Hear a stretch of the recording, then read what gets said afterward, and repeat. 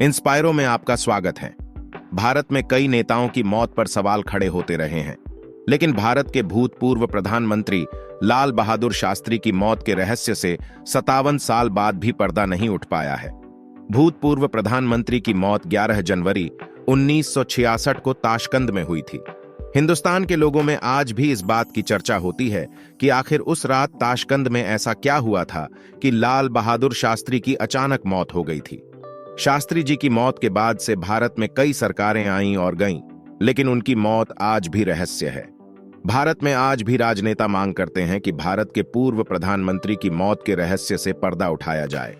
साल 65 में भारत और पाकिस्तान के बीच जंग खत्म हुई थी, जिसके बाद दोनों देशों के बीच ताशकंद में समझौता हुआ था। यह समझौता 10 जनवरी 66 को हुआ था, जिसके 12 घंटे बाद ही शास्त्री जी की मौत हो गई थी। आधिकारिक तौर पर बताया गया कि लाल बहादुर शास्त्री की मौत हार्ट अटैक की वजह से हुई थी। बताया जाता है कि शास्त्री जी को दिल से संबंधित बीमारी थी और साल 59 में एक बार हार्ट अटैक भी आया था। इसके बाद उनके परिवार के लोग उनको कम काम करने की सलाह देते थे, लेकिन प्रधानमंत्री का पद संभालने के बाद उनका काम और बढ़ गया। ताशकंद में मौत के बाद शास्त्री जी का पार्थिव शरीर भारत लाया गया था। इसके बाद कई प्रत्यक्षदर्शियों ने शास्त्री जी के चेहरे और शरीर पर अप्राकृतिक नीले और सफेद धब्बे देखे जाने की बात कही है। इसके अलावा उनके पेट और गर्दन पर कट के भी निशान थे। सबसे हैरानी की बात यह है कि मौत से पर्दा उठाने के लिए बनी राजनारायण जांच समिति किसी भी नतीजे पर नहीं पहुंच पाई। जांच समिति की विस्तृत रिपोर्ट भी सार्वजनिक नहीं की जा सकी। संसदीय लाइब्रेरी में भी उनकी मौत या जांच समिति का कोई रिकॉर्ड उपलब्ध नहीं है। शास्त्री जी की संदिग्ध अवस्था में मौत होने के बावजूद भी उनके शव का पोस्टमार्टम नहीं कराया गया। शास्त्री जी के परिजनों ने दावा किया था कि उनके शरीर पर जहर की वजह से नीले निशान थे। कई और ऐसी चीजें देखने को मिलीं जिसकी वजह से उनकी मौत पर सवाल खड़ा होता है। शास्त्री जी के शरीर पर कट के निशान कहां से आए, जबकि उनका पोस्टमार्टम भी नहीं किया गया था। एक मीडिया रिपोर्ट के मुताबिक साल 2009 में भारत सरकार ने स्वीकार किया था कि शास्त्री जी की मौत के बाद उनके डॉक्टर और रूस डॉक्टरों द्वारा जांच की गई थी। भारत के भूतपूर्व प्रधानमंत्री की मौत तब और रहस्यमयी बन गई जब उनके 2 खास गवाहों की असामान्य मौत हो गई। नौकर रामनाथ और निजी डॉक्टर RN चुग को साल 77 में संसदीय निकाय के सामने पेश होना था, क्योंकि दोनों शास्त्री जी के साथ ताशकंद गए थे, लेकिन दोनों की संसदीय निकाय के सामने पेश होने से पहले ही मौत हो गई।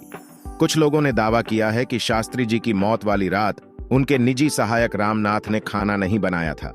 उस रात कुक जान मोहम्मद ने खाना पकाया था। जान मोहम्मद सोवियत रूस में भारतीय राजदूत TN कॉल का कुक था। खाना खाने के बाद शास्त्री जी सो गए थे और मौत के बाद उनका शरीर नीला पड़ गया था। इसके बाद लोगों ने आशंका जाहिर की थी कि शायद उनके खाने में जहर मिलाया गया था। शास्त्री जी की पत्नी ललिता शास्त्री ने भी सवाल खड़ा किया था कि अगर उनकी मौत हार्ट अटैक से हुई थी तो उनका शरीर नीला क्यों पड़ गया था। उस यात्रा में जाने माने पत्रकार कुलदीप नैयर भी शास्त्री जी के साथ गए थे। उन्होंने अपनी आत्मकथा बियॉन्ड द लाइन्स में लिखा है कि उस रात न जाने क्यों मुझे शास्त्री जी की मौत का पूर्वाभास हो गया था। किसी ने मेरे दरवाजे पर दस्तक दी तो मैं शास्त्री जी की मौत का ही सपना देख रहा था। मैं हड़बड़ाकर उठा और दरवाजे की ओर भागा। बाहर कॉरिडोर में खड़ी एक महिला ने मुझे बताया, आपके प्रधानमंत्री मर रहे हैं। मैंने झट कपड़े पहने और भारतीय अधिकारी के साथ कार में शास्त्री जी जहां ठहरे थे उस पर चल पड़ा, जो कुछ ही दूर पर था। किताब में आगे लिखा, मुझे बरामदे में कोशिगिन खड़े दिखाई दिए। उन्होंने अपने हाथ खड़े करके शास्त्री जी के नहीं रहने का संकेत दिया। शास्त्री जी विशाल पलंग पर निर्जीव पड़े थे। कमरे के एक कोने में पड़ी ड्रेसिंग टेबल पर एक थर्मस लुढ़का पड़ा था। ऐसा लगता था कि शास्त्री जी ने इसे खोलने की कोशिश की हो। कमरे में कोई घंटी भी नहीं थी। इस चूक को लेकर जब संसद में सरकार पर हमला किया गया था तो सरकार साफ झूठ बोल गई थी। रात में दिल्ली से उनके एक अन्य निजी सचिव वेंकटरमन का फोन आया था, जिसमें उन्हें बताया गया कि शास्त्री जी के घर के लोग खुश नहीं थे।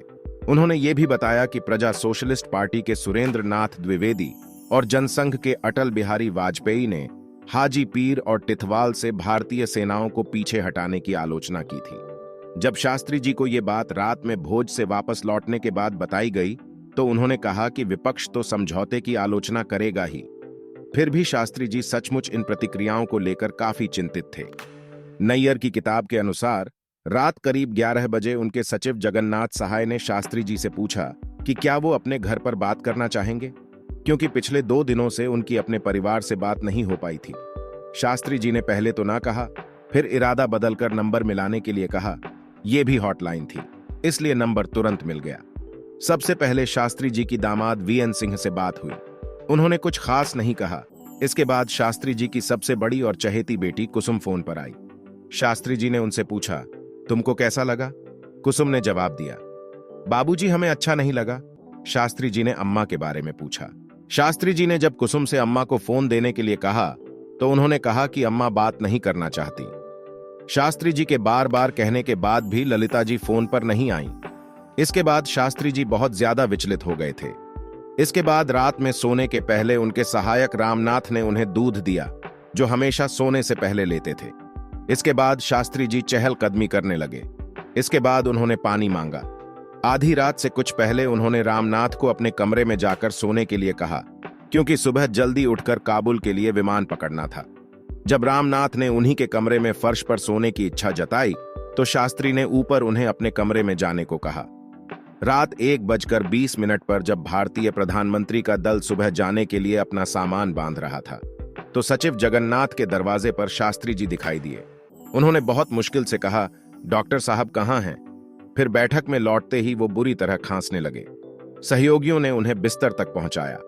जगन्नाथ ने पानी पिलाया। शास्त्री ने अपनी छाती को छुआ और बेहोश हो गए। डॉक्टर चुग तब तक पहुंच चुके थे। उन्होंने जब शास्त्री की कलाई देखी तो उनकी रूलाई छूट गई। उन्होंने फटाफट इंजेक्शन लगाया। कोई प्रतिक्रिया नहीं होने पर मुंह से मुंह की श्वास प्रक्रिया की। फिर एक लेडी रूसी डॉक्टर भी आ पहुंची, फिर कुछ और डॉक्टर, लेकिन शास्त्री दम तोड़ चुके थे। शास्त्री जी का परिवार उनकी मौत पर सवाल खड़ा करता रहा है।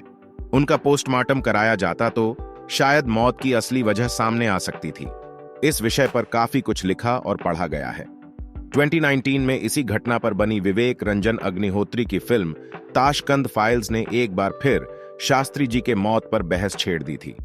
कुछ लोग लाल बहादुर शास्त्री की मौत को सुभाष चंद्र बोस की मौत से भी जोड़ते हैं। इस बात की पुष्टि समय के तत्कालीन दिल्ली कांग्रेस प्रमुख जगदीश कोडेसिया ने की थी। लाल बहादुर शास्त्री और सुभाष चंद्र बोस, इन दोनों महान नेताओं की असमय हुई मौत में कितनी सच्चाई है, शायद ही इस राज से कभी पर्दा उठ सके। जय हिंद, जय भारत।